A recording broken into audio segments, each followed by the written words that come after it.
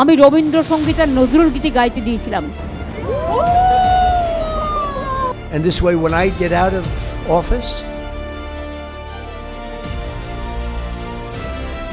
সাদর আমন্ত্রণ জানাচ্ছি আজকের সংক্ষিপ্ত বিশ্ব সংবাদে। পদত্যাগ করতে নারাজ মমতা ব্যানার্জি, না করলে কি হবে?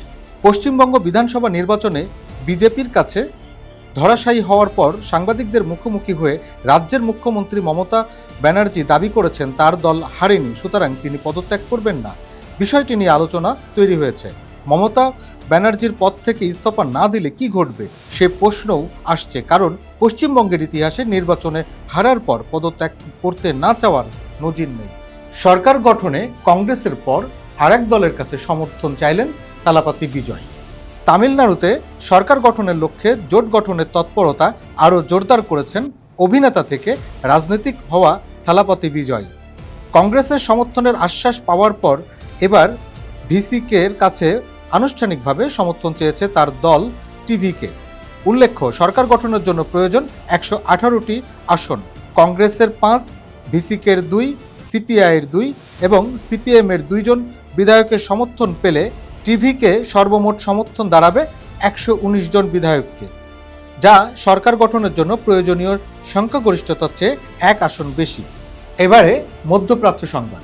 প্রজেক্ট ফ্রিডম অভিযান সমাপ্তির পর যা বললেন মার্কিন প্রেসিডেন্ট ট্রাম্প। মার্কিন প্রেসিডেন্ট ডোনাল্ড ট্রাম্প জানিয়েছেন, প্রজেক্ট ফ্রিডম সাময়িকভাবে স্থগিত রাখার বিষয়ে উভয় পক্ষ একমত হয়েছে। তবে এই সময়েও ইরানের ওপর আরোপিত নৌ অবরোধ পুরোপুরি বহাল থাকবে।